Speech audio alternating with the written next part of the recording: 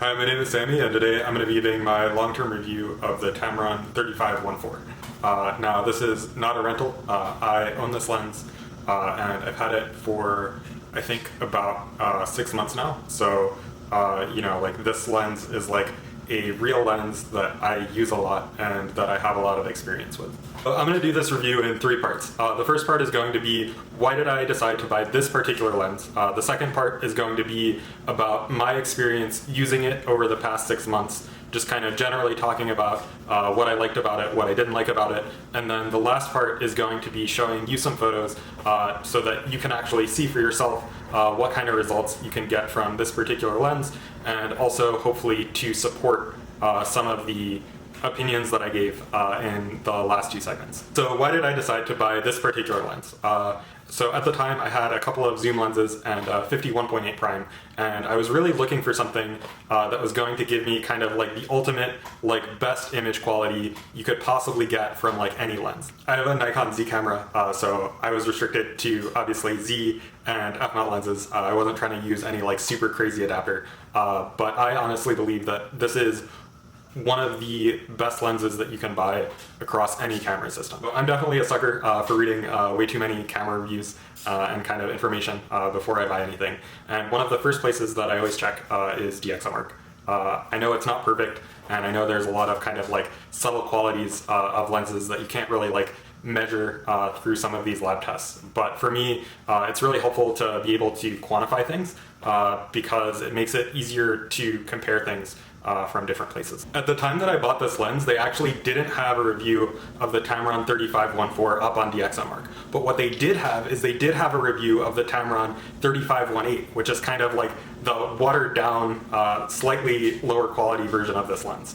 And so if you looked at the reviews of the Tamron 35-1.8 on DxOMark, they actually compared favorably with a lot of the existing Nikon lenses. So I was like, hey, like the 35-1.8 is already like one of the best 35mm Nikon lenses, and every review that I've read says that this particular lens is significantly better than the 1.8 version. So like, if you kind of do the transitive comparison, like this lens is, according to DxOMark and according to a lot of reviewers, the best 35mm lens that you can buy for Nikon, even higher quality than the existing 35-1.8 Z lens. So that was the main reason I got it, but there were also some other reasons why I got into it. The first is that like this was coming out as Tamron's kind of like super ultimate anniversary lens that they had like sunk a lot of time and effort into. So it sounded like a really big and important project for them that they took really seriously and really wanted to use to show what they were capable of as a lens company. The second reason is I got the Tamron 35-150 and I had a great experience with it. It also takes great pictures, so I kind of trusted them a little bit more as a company to kind of produce pretty good results.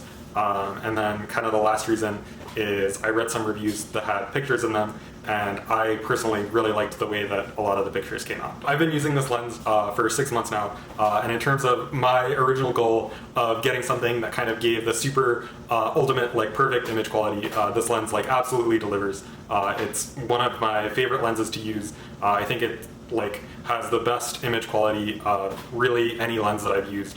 And I just like have had a great time shooting with it. I originally bought this lens in part because the technical specs are really, really good. Like the MTF charts, if you look at them on like borrow lenses, are just like completely unreasonable, especially when you compare them to some of their other 35mm competitors. But one of the things that I didn't really realize until I actually started shooting with it, and I think it's hard to really get a sense for until you've really like had a lens for a long time, is that like for me, like this is a lens that just like works well and works reliably and works consistently in like pretty much like every situation that I've taken it into. Like if I'm like shooting like into a window against like direct sunlight and like it's some like crazy like I guess like otherwise bad situation, like take photos on this lens, it looks good, like no like weird stuff happens, and it just like looks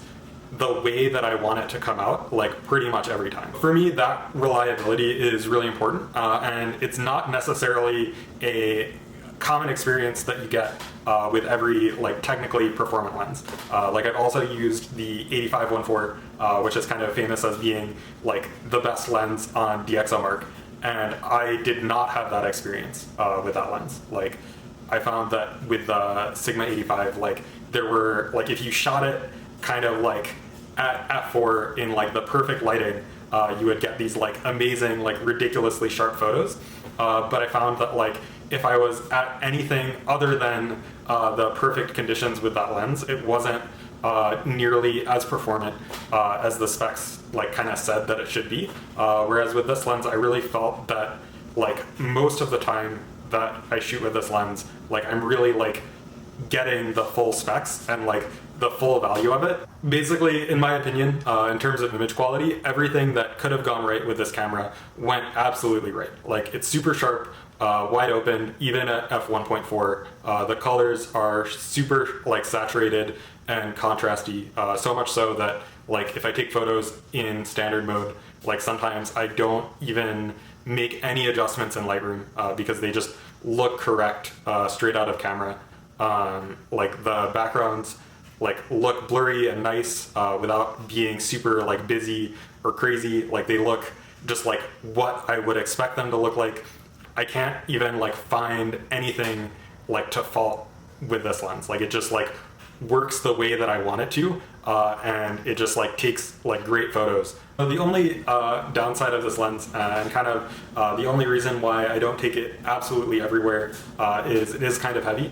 So like, you know, if I don't like know that I can shoot everything at 35 millimeters, sometimes it's a little bit much to kind of like take in my bag, in addition to like 24-70 and whatever else I need to carry. So this is actually really significant, especially in comparison to the Zima 35mm 1.8, which still has pretty good image quality, but is like way significantly lighter.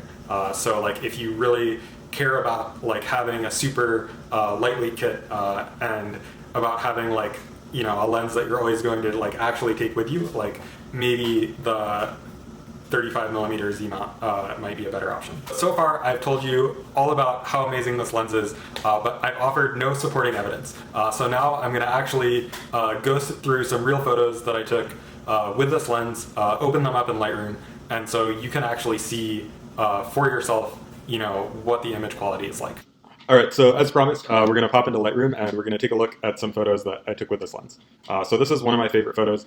I took this in the spring when everything was kind of blooming and everything, you know, there were flowers everywhere and everything looked really nice. And what I really liked about this is, so there were these two trees right next to each other. One of them had purple blossoms, one of them had these bright green blossoms. And if you stood in exactly the right place, they looked like they were all one tree that was kind of intertwined with each other. And so it looked like there was this one tree with this really interesting pop and this really like cool looking mix of colors. And so that's what I tried to capture. We're not going to super analyze this photo. I honestly just showed it because I really liked it.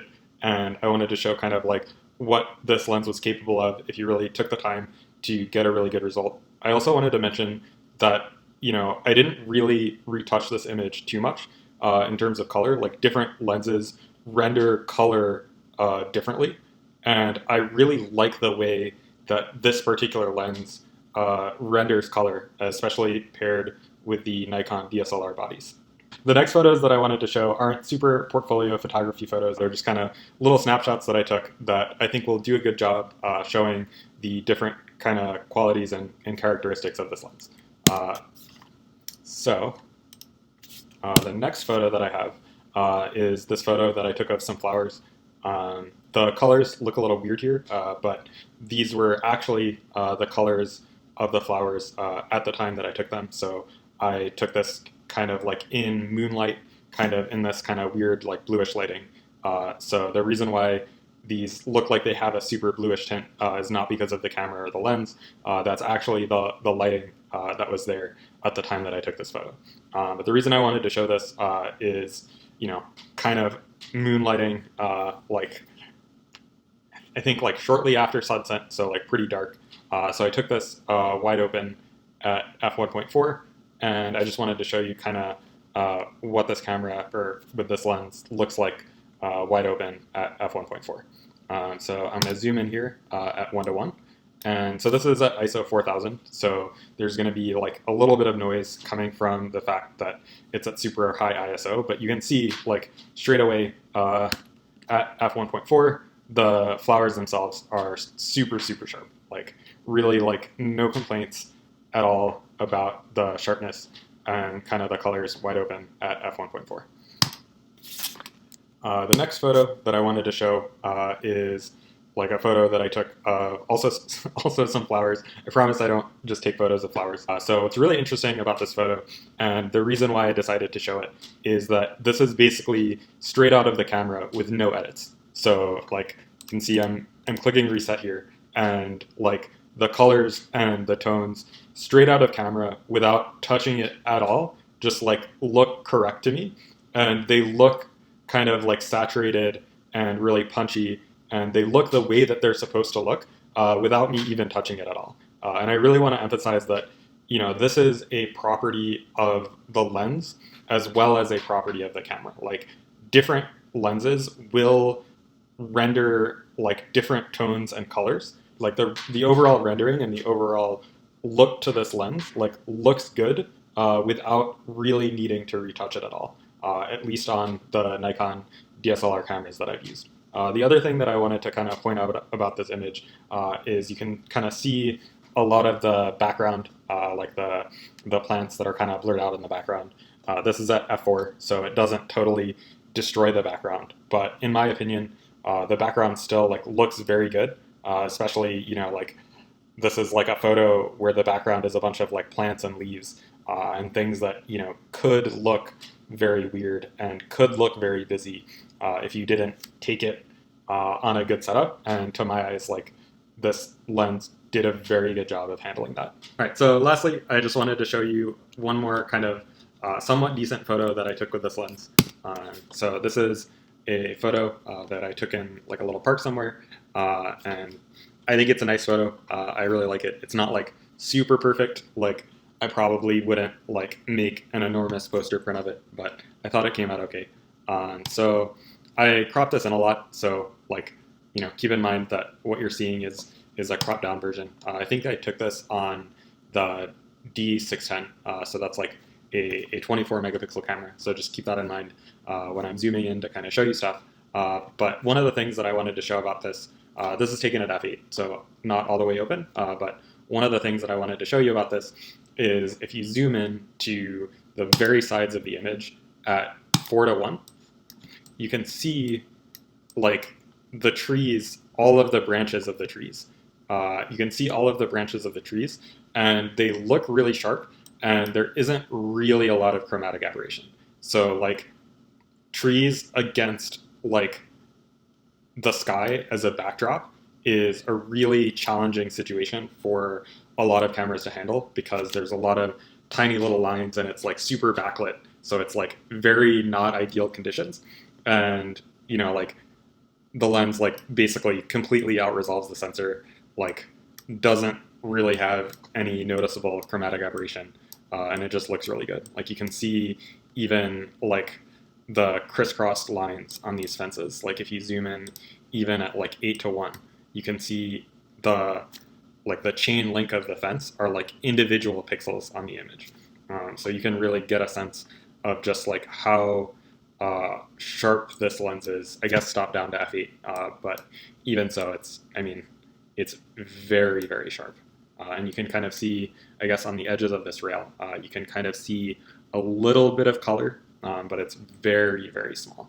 Like just to give you an idea of how far zoomed in we are, like this is how far zoomed in we are. And this is even a cropped version of the image. So in my opinion, like the lens performed very well. Alright, so in terms of image quality, this lens is definitely highly recommended. Thanks so much for watching. It would be really helpful for me if you like or leave a comment just to let me know whether this is something that you found useful or that you enjoyed watching. I'm not really trying to like super hardcore grow the channel, but I am new to this and I definitely want to make content that people find useful and interesting. So if you just kind of leave feedback and let me know whether you found this useful, that would be super, super helpful.